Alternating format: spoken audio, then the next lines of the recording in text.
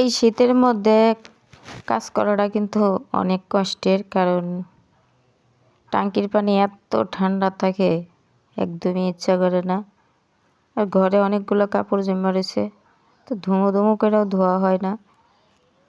তো আজকে যাক ধুয়ে নিলাম, তবে আরও অনেকগুলো কাপড় রয়েছে, একদিনে এত কাপড় ধুইতে ইচ্ছা করতেছে না।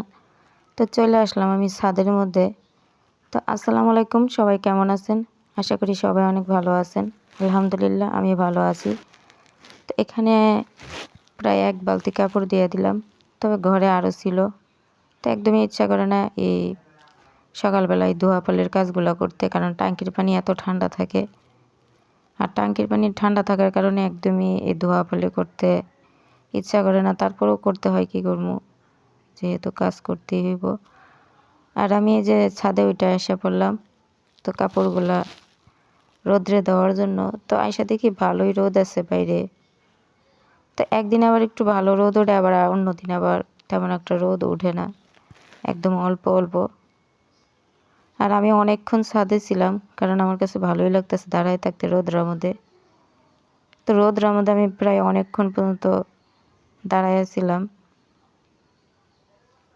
আর এদিক দিয়ে দুপুরে রান্নার জন্য নিয়ে নিছি হয়েছে অল্প কয়েকটা চিংড়ি মাছ।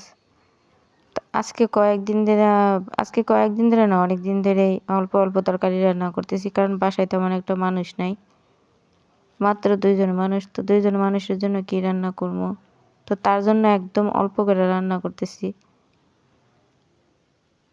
আর এখানে অল্প কটা চিংড়ি মাছ নিয়ে নিলাম, এগুলো আমি বেগুন দিয়ে তারপরে রান্না করতেছি।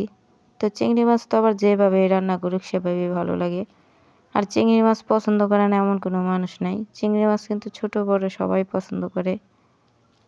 তো চিংড়ি মাছগুলা ভাবলাম সাথে একটা বেগুন দিয়ে রান্না করি। তো বেগুন ছিল না, একটা বেগুন ছিল, তবে বেগুন তেমন একটা আনা হয় না, মাঝে মধ্যে আনি। তো একদিন আনলে আমার অনেক দিন চলে যায়, কারণ ফ্রিজে রাখলে আবার বেগুনটা অনেক দিন পর্যন্ত থাকে। তো একটা বেগুন ছিল, তার জন্য একটা বেগুনই দিয়ে দিলাম।